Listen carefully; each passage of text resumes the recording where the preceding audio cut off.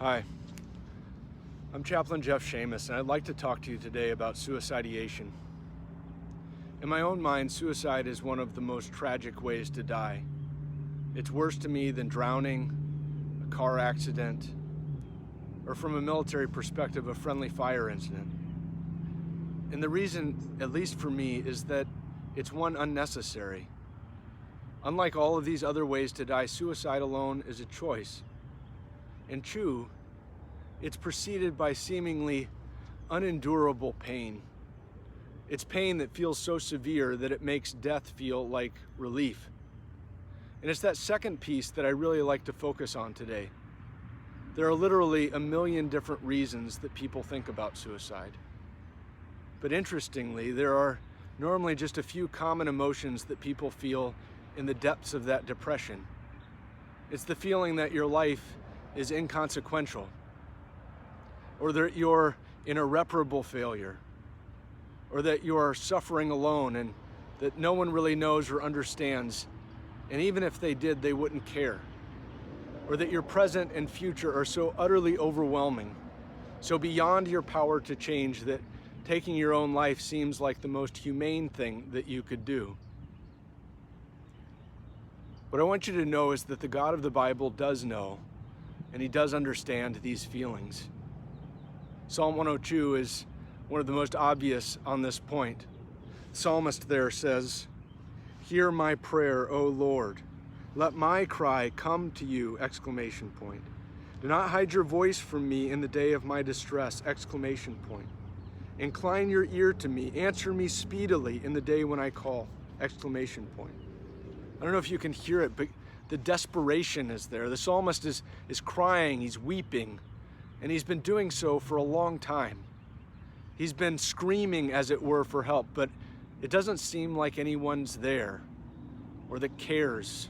There's no answer, not even from his God. And as a result, now, out of both tears and voice, he's on the edge of giving up. And so he continues, as if only to himself and perhaps in a whimper, with these words, "For my days pass away like smoke. My heart is struck down like grass and has withered. I forget to eat my bread. Because of my loud groaning, my bones cling to my flesh." Do you know what that feels like? I hope you don't. And I'm sorry if you do. But it's an awful pain, and yet it's also all too common. The psalmist is not alone, and if that's where you are right now, neither are you. The fact of the matter is that every one of us actually knows enough of these feelings that we can all at least understand and relate to the depression that's voiced here. And so what do you do with this? Well, we should be careful not to oversimplify the condition. Even the psalmist is wrestling against a complex web of mental and physical and social pains.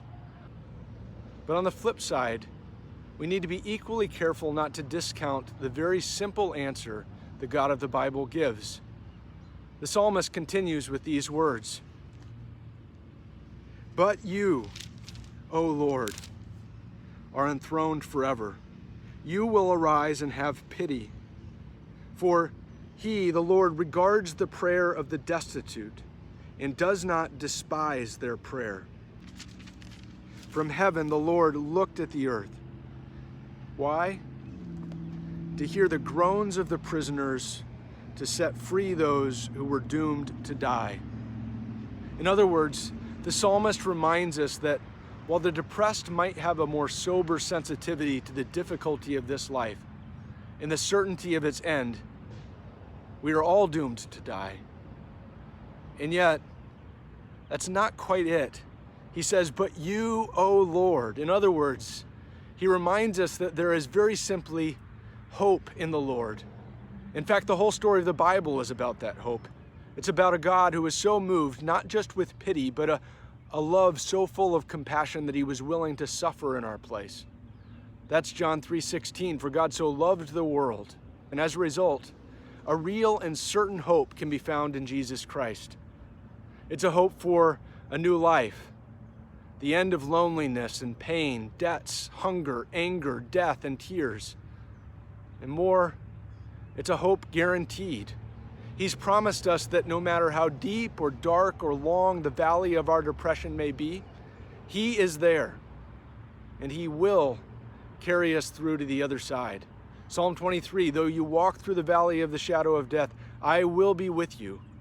Question for you is, what are you doing with this hope? Because the Bible also tells us that this hope, while it's available to everyone, it only belongs to those who are willing to receive Jesus Christ. So will you? Or have you? If you have, then be reminded of all the life that is yours in Him. As David puts it in Psalm 103, bless the Lord, O my soul, and forget not all His benefits, who forgives all your iniquity, who heals all your diseases, who redeems your life from the pit, who crowns you with steadfast love and mercy, who satisfies you with good, so that your youth is renewed like the eagles. But if you haven't, the good news is that you can. There is no prerequisite here other than to admit that you're a sinner and that you need a Savior. And that's for every one of us.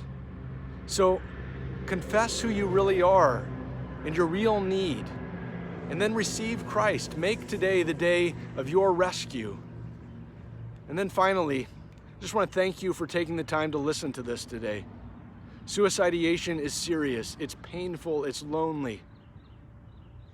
And so if you or someone you know is struggling with these kinds of thoughts, please ask for help. I would love to speak with you, and so would any other chaplain, and beyond that, there are so many resources. So just ask for help.